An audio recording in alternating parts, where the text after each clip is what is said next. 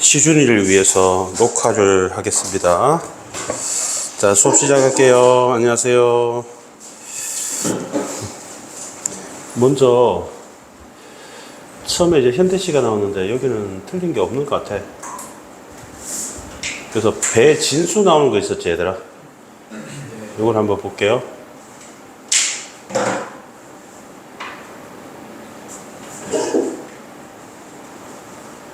자, 7번 문제 읽어볼게.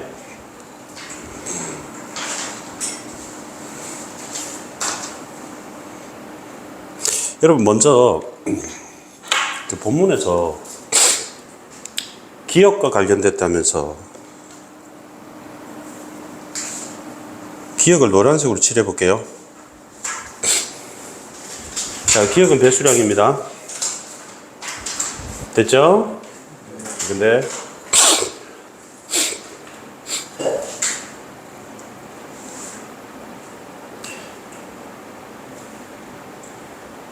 페이지 마지막 쪽 보면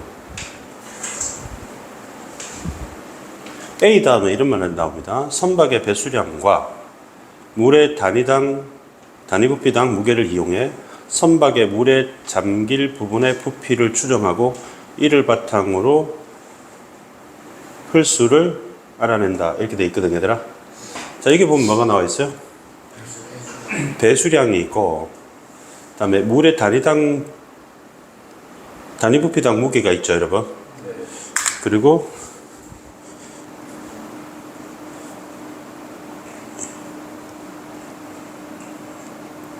이걸 통해서 선박이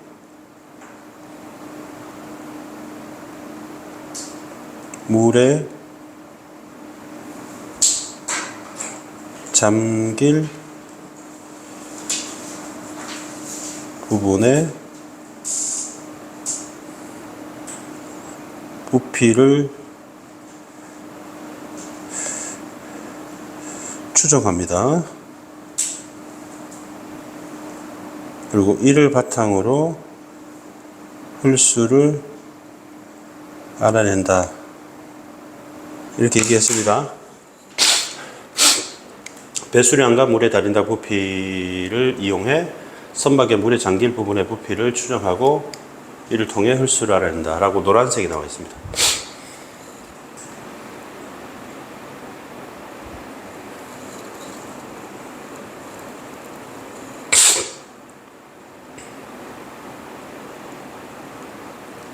그 1번에 이제 강준이가 질문을 한 건데, 자, 1차 진수, 2차 진수에서 선박의 배수량이 동일하다는 할때 얘가 동일한 거야, 배 두 개가. 그러면 흘수는 같을 것이라고 했잖아.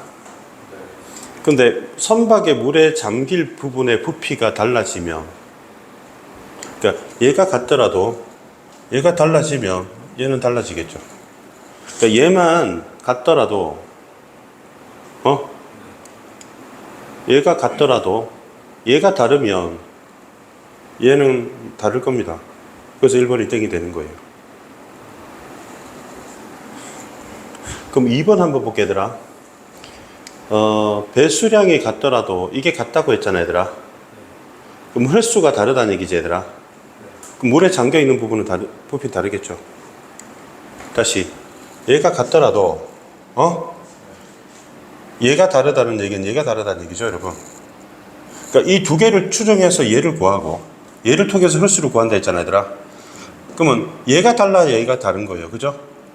그러니까 얘는 중요한 게 아니에요. 얘는 같더라도 얘가 다르면, 잠깐만, 얘가 같더라도 횟수가 다르다면 두 선박의 잠기는 부피는 다를 것이라고 했네, 얘들아. 아, 잠깐만요. 요 위에 거 좀 잠깐 볼게. 빨간 거 좀 잠깐 볼게.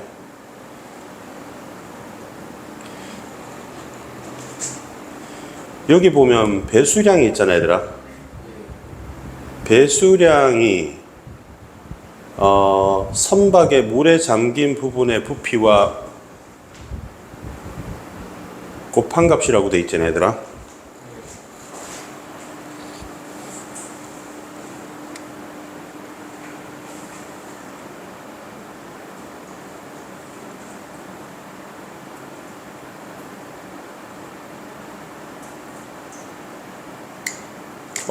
갑자기 왜 꼬였지 좀?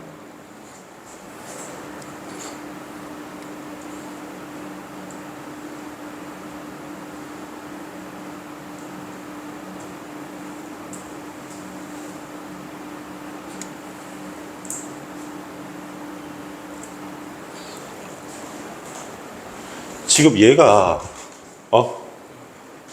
얘가 있잖아 얘들아. 얘잖아 지금, 그지? 그러면 물에 잠긴 부분의 부피가 요거지, 그지? 맞지? 그럼 얘랑 얘를 곱하면 얘가 나온다 그러는 거지? 맞죠? 그러니까 얘는 얘랑 얘랑 곱하면 얘가 나오는 거지, 그지? 그러면 얘를 알려면 이 두 값을 알면 되는 거잖아요, 그죠? 그죠? 그럼 이걸 통해서 혈수를 구한다 했는데, 혈수는 일단 놔두고 얘가 같다는 거지, 얘들아.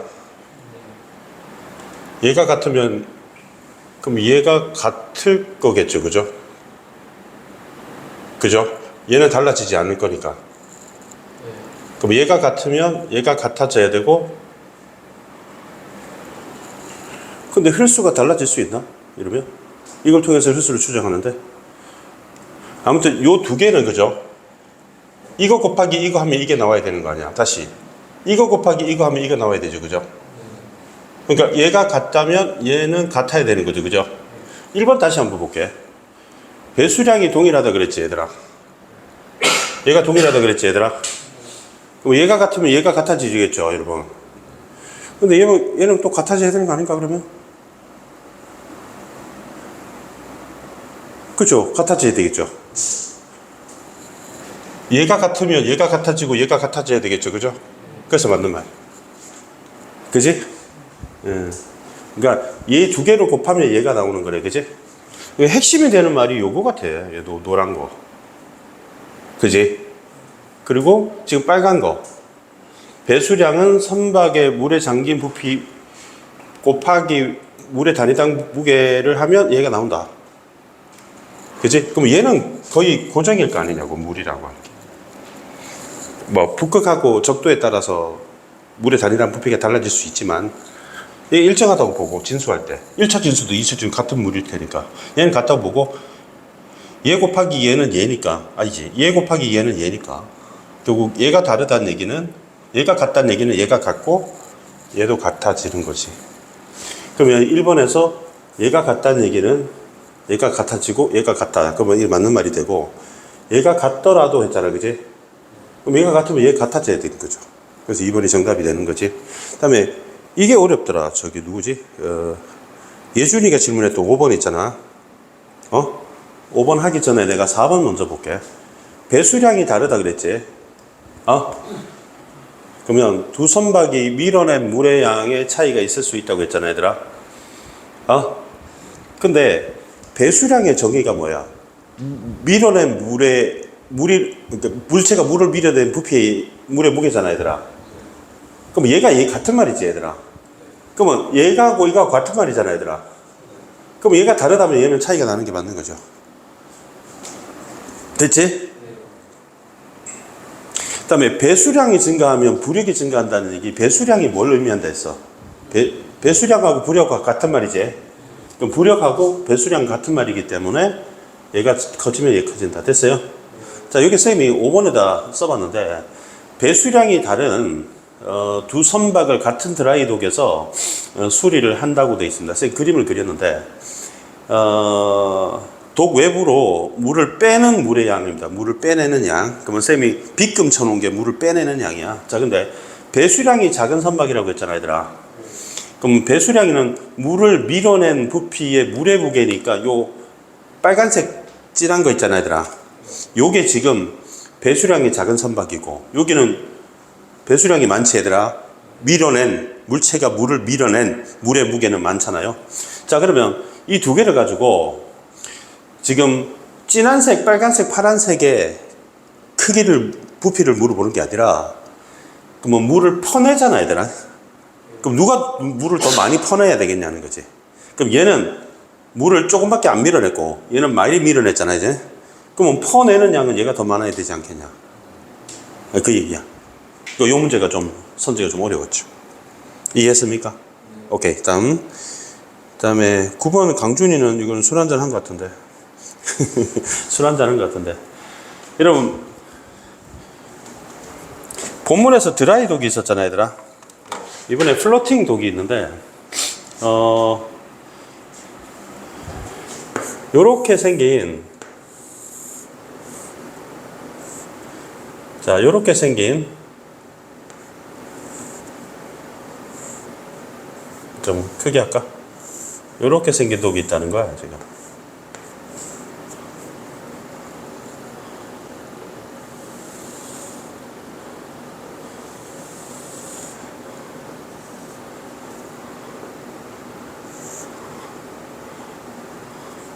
이렇게 생긴 독이 있다는 거야. 알겠지?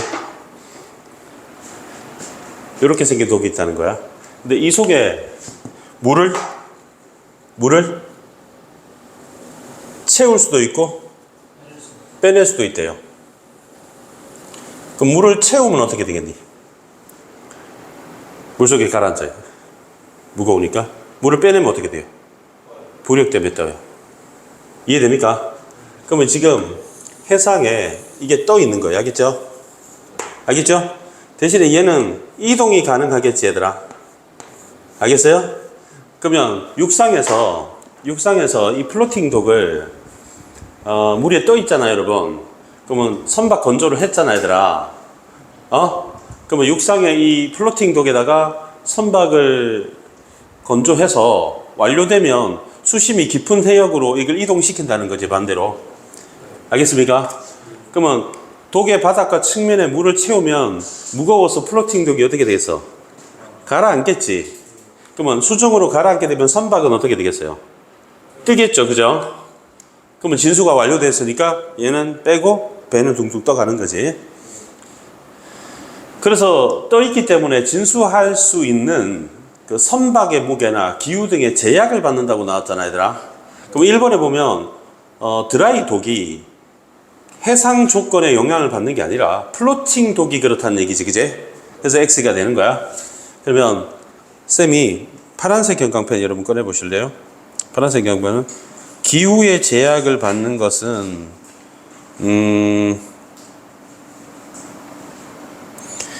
드라이 독이 아니고 플로팅 독이다. 그럼 이게 틀렸다. 이해됐습니까? 그러면 2번도 똑같아. 강준이가 2번 골랐던데 배수량이 큰 대형 선박이라고 돼 있잖아. 그러면 본문에서 배수량이 크다고 했는데 배수량은 선박 자체 무게가 포함되죠. 그러면 배수량이 크다는 대형 선박은 뭐가 크다는 얘기지? 선박의 무게가 크다는 얘기지. 근데 여기서 무게 영향을 받는다 그랬지. 누가? 플로팅 독이.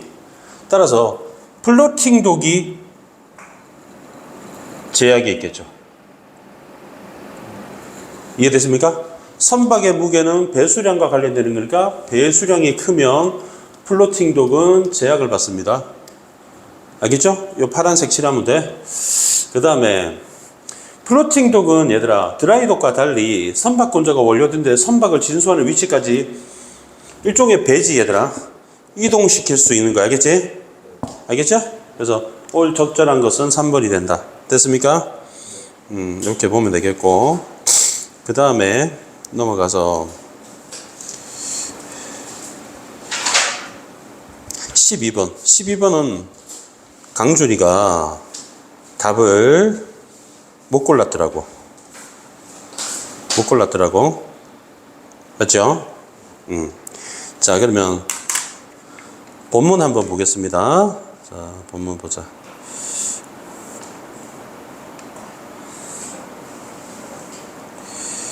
태평 시절 발인 몸이 물외에, 자, 기억납니까? 물은한, 기억나요? 그러면 자연이지, 그지? 물 나왔어요. 그러면 가엾은 풍월이니까 풍월이 뭐지? 바람과 달이니까 자연 맞지? 그러면 값이 없다는 거는 돈을 지불하지 않아도 된다는 얘기입니다. 그다음에 임자는 임자. 임자니까 주인이 없다. 그러면 강하고 산이니까 자연 됐니? 그러면 조물이 허락했다는 조물주 알지? 조물주가 허락해서 나를 맡겨서 버려주셔서 땡큐다. 내라 나라고 사양하겠느냐? 다툴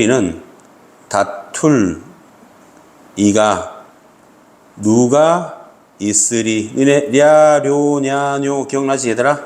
니은다 는다리 맞지? 그러면 누가 있으리라는 건 누가 없다라고 바꿀 수 있지. 그러면 서리법이 되겠지? 대답 좀 합시다. 그러면 상주 요거는 지명인 것 같고 동쪽의 두둑과 낙동강도 지명이지. 그러면 서쪽 물가는 자이니까 동그라미 칠게. 연하를 해치고 동천을 찾아들어. 동천을 한번 잡을게. 동천을 보니까 산천으로 둘러싸인 경치 좋은 곳이 동천이기 때문에 자연이라고 봐도 되니까 그냥 동그라미 치고 넘어가면 되겠지. 경치 좋은 곳이라고 되어 있어요. 그래서 얘는 플러스가 돼. 찾아들어. 죽장망해로. 죽장망해 할 때 두 번째, 네 번째 글자를 볼게. 두 번째 글자 나무 목자 보이지 얘들아?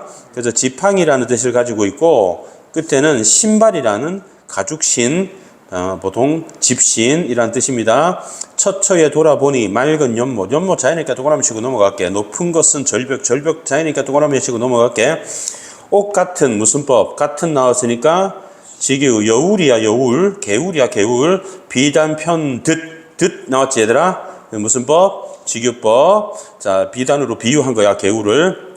대도 닦으려니 정자도 지으려니 연못도 파고. 연못도 판답니다.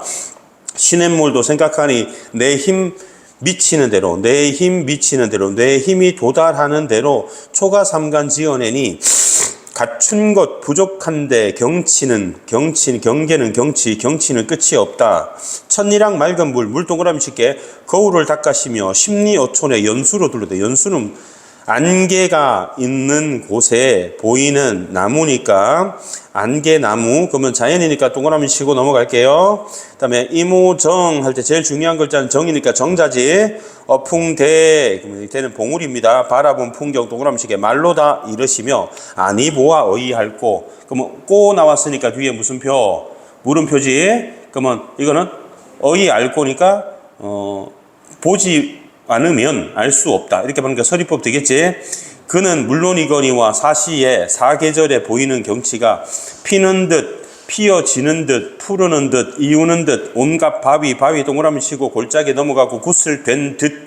자, 듯 비단된 듯 닷 하는 거 지규법이야. 화공솜씨. 화공은 화가야. 솜씨를 측량하기 어렵다. 그럼 그림 같은 풍경이란 얘기야. 보아 실증나며 변화를 가늠할까. 가 네모 치면 뒤에 무슨 표? 물음표. 이거 평성으로 바꾸면 가늠할 수 없다지. 그럼 서리법 되겠니? 늙고 병든 이 게으른 이 성품을 세상물정. 그러면 동그라미야 세모냐? 세상물정이니까. 진세인 세모라고 했지. 인사 세모 칠게. 그러면 세상물정 어두워. 우리 우활가 할 때 세상물정 어둡다. 우활도 우활하시야. 부귀공명 공명부귀 세모 치면 되겠지. 나는 재주가 없어. 빈천기하는 동그라미 칠게. 이거 가난하고 배고픈 거잖아 얘들아. 그럼 나는 자연에서 가난하고 배고파도 좋아라는 뜻이야. 낙천지명 보니까 즐거움이라고 돼 있어. 산천의 벽. 이거는 습관이란 뜻을 갖고 있어요.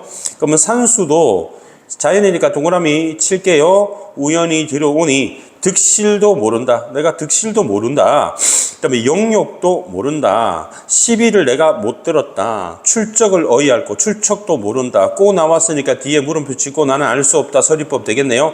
좁은 방이 쓸쓸하고 무릎이 닿을 듯. 작은 방이 적막하고 세상 근심 세모지. 책 속의 성현의 말씀 오랫동안 스승으로 삼으며 천지신명 마음에 비추며 타고난 성품을 버리지나 말자 하니 거친 밥 마실 물도 있던지 못 있던지 고인진락 할 때 맨 끝에 글자 락 무슨 락? 즐거울 락. 그러면 즐거움 속에 고요함에 깊었구나. 깊다 딥 이렇게 하면 되겠는 거야. 자, 그러면 우리가 동그라미 세모로 읽었단 말이야 얘들아. 그럼 이거를 오른쪽을 확대해서 한번 보기로 할게. 자, 여기 보니까 값없은 청풍이 나왔어. 아까 청풍이니까 여러분이 이제 생각할 때 바람하고 달이니까 동그라미인지 알겠죠? 그러면 강산도 동그라미인지 알겠죠? 화자가 떠나고 화자가 여기 있다는 얘기야. 그런데 문제는 동천은 플러스였어, 마이너스였어? 경치 좋은 거 플러스지. 그러면 이 동그라미가 동그라미와 대조될 리는 없잖아요. 그죠? 그럼 1번 제끼겠습니다. 2번 절벽 나왔고요. 연못 나왔습니다. 그러면 내면의 경지라고 하는 게 맑은이라고 보면 되겠지. 도달하고자 플러스가 되겠지. 자, 그런데요. 여러분, 곳에서 벗어나고자, 이게 이 곳에서 벗어나면 안 되죠, 여러분. 이 곳에서 벗어나면 안 되죠, 여러분. 이곳에서 벗어나는 건 아니지, 얘들아. 여기에서 추구하면 했지. 알겠어요? 그러면 산수는 동그라미 치고 버릇은 습관이라 했습니다. 빈천기한 일상적 겸해서 극복하고자 하는 문제. 이거 극복하고자 하는 문제가 아닙니다. 가난에도 이겨서 즐겁다는 얘기 알겠지? 다음에 자, 4번 볼게요. 타고난 성품을 저버리지 말자. 타고난 성품을 저버리지 말자. 책 속의 성현의 말씀, 천지신명과 관련하여 지향하는 태도다. 그러면 타고난 성품을 저버리지 않은 것을 지향한다 그러면 4번이 정답이 되겠네. 그지? 알겠습니까? 거친 밥 마신 물은 작은 방에 쓸쓸하게 지는 화자가 궁극적으로, 여러분, 궁극적으로 얻고자 하는 것이 밥과 물이다? 이건 좀 이상하죠, 여러분. 결론적으로 궁극적으로 밥과 물을 얻으려고 한다. 그건 아니지. 왜냐하면 거친 밥을 먹든 말든 이렇게 얘기했으니까 궁극적으로 얻으려고 하는 건 아니다라고 보면 되겠지. 됐니? 15번은 시준이가 질문했는데 여기 보기를 한번 잘 볼게요. 여러분, 공간이 있는데 3인칭이 있고 2인칭이 있지, 얘들아. 자, 그러면 일단은 플러스인지 마이너스인지 모르니까 중립적으로 놔두고, 자, 여러분 3인칭이 나왔는데 무슨 적이라고 해서? 객관적이라고 했단 말이야. 근데 2인칭 공간은 나와 너의 관계라고 했잖아. 그지? 근데 여러분 3인칭이 나와 관련되면 2인칭으로 변한다고 했는데, 여러분 맨 마지막에 보니까 2인칭이 3인칭 공간보다 의미 있다고 했지, 얘들아. 그러면 플러스 마이너스 알겠지? 또 의미 있는 2인칭이 플러스가 되겠지? 그럼 2인칭이 나와 너가 플러스가 되고 3인칭이 객관적인 건데 3보다 2인칭이 더 의미 있는 거다라고 보면 되겠죠. 알겠어요? 자, 이렇게 보면 되겠고, 지금 다방찬을 한번 잠깐 볼 거예요. 다방찬. 자, 어디서부터 읽을 거냐면 선생님이 B 다음부터 한번 읽어볼게. B 다음.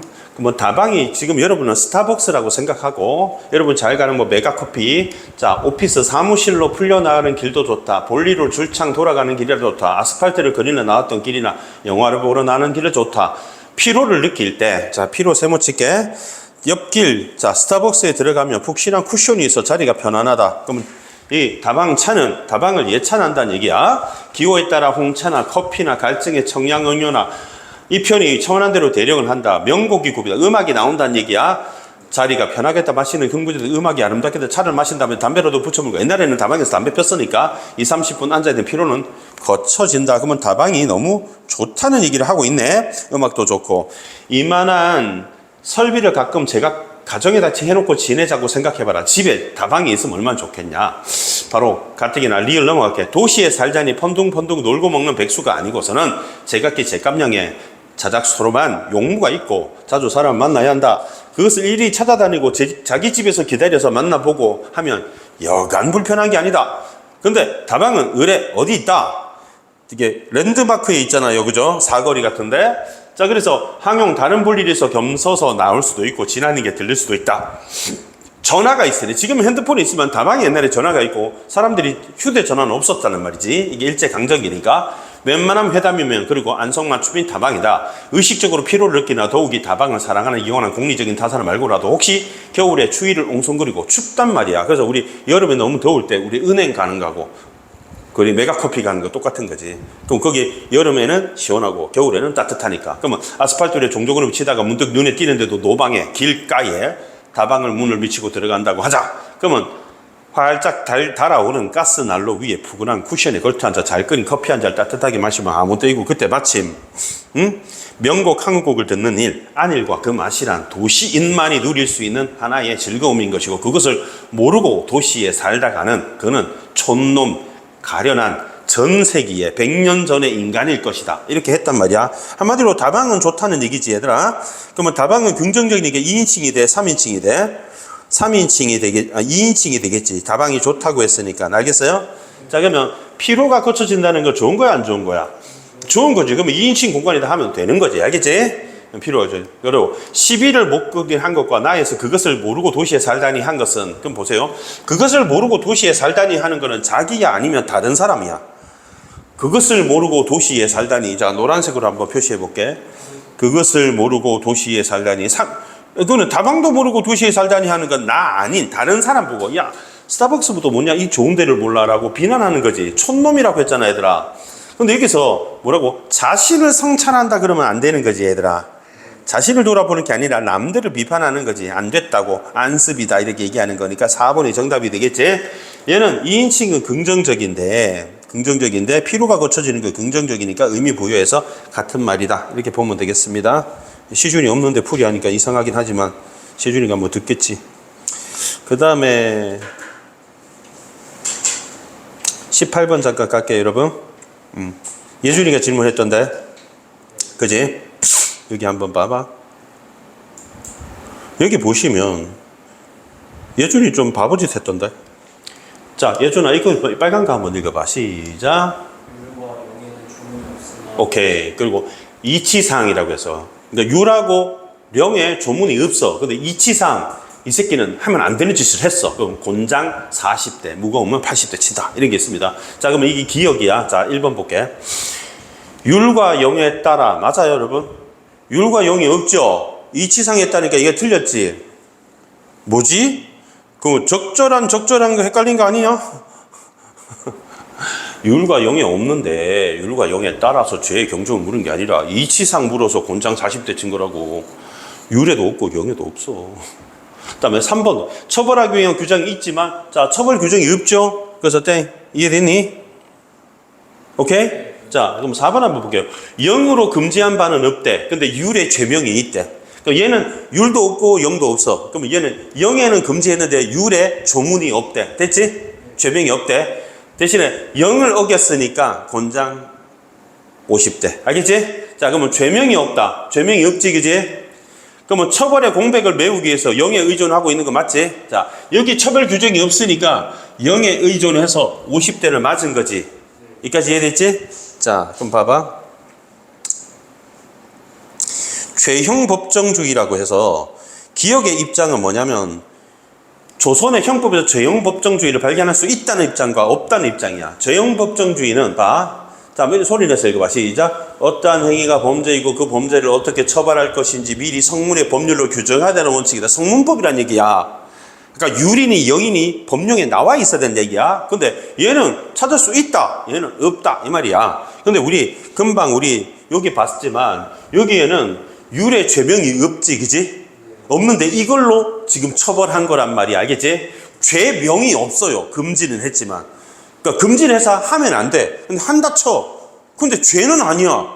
졸라 이상한 거지. 그래서 4번에서 죄명은 없는데 영에 의존하고 있는 것에 우리의 입장이 부정될 수 없다. 우리의 주장이 맞다. 왜냐하면 명백하게 무슨 죄라 몇 대 맞는다라고 나와 있지 않으니까. 그래서 4번이 정답이 된다. 1번은 어이없는데. 1번은 이게 없는데 이게 따라. 1번 이게 뭐지? 됐지? 어이없지, 그지? 어렵게 생각했지, 그지? 자, 그리고 이거 강준이 바보짓 했던데. 저 8페이지 한번 봐봐. 자, 8페이지. 8페이지 왼쪽 단에 노란색으로 이거 해보세요. 노란색으로 이게 따라오세요. 자, 문항 반응 이론 칠하세요. 자, 문항 반응 이론의 확률적 접근이야. 그 확률과 통계할 게 나오는 정규 분포 곡선이야. 자, 확률 이렇게 칠하세요. 확률이야. 자, 넘어갈게. 중간 보면 확률이란 말이 졸라 많이 나와요. 많이 나왔습니다. 자, 문제는 이랬습니다. 문제는 있습니다. 자, 잘 봐. 강준이 잘 봐야 돼. 피험자의 실제 응답과는 차이가 있다. 맞지?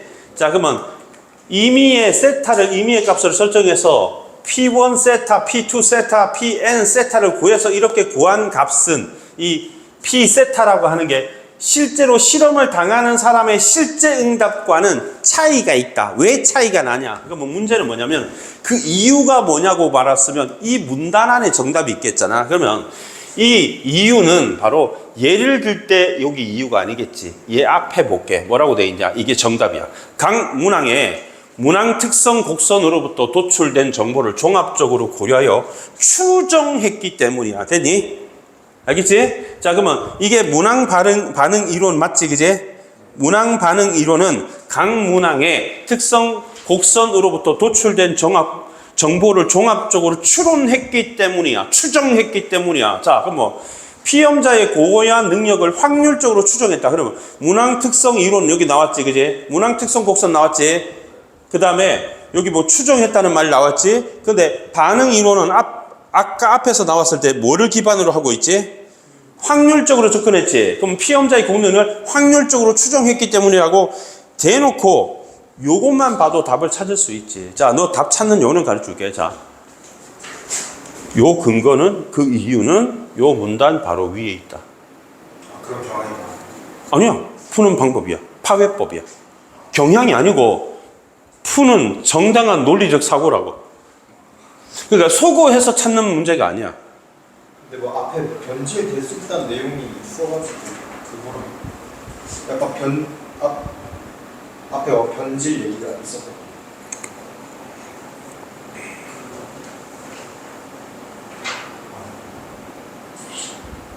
어디 몇 문단 있지?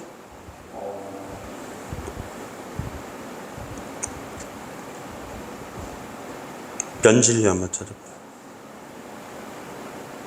나도 봤는데 변질.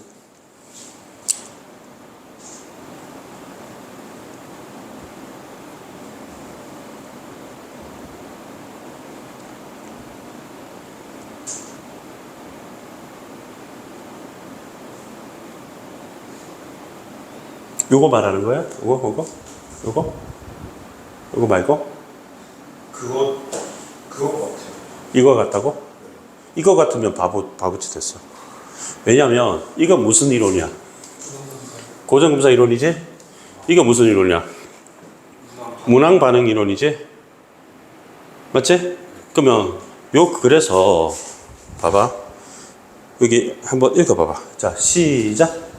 문항 반응. 그럼 고정검사 이론의 한계를 왜 보냐? 그러니까 요거 나오면 요 문단에서 찾아야 돼. 그거 네가 너무 앞에 가서 찾아. 이상하게. 됐지? 응.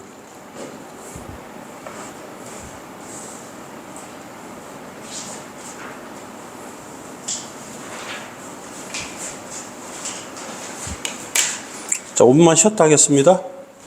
응.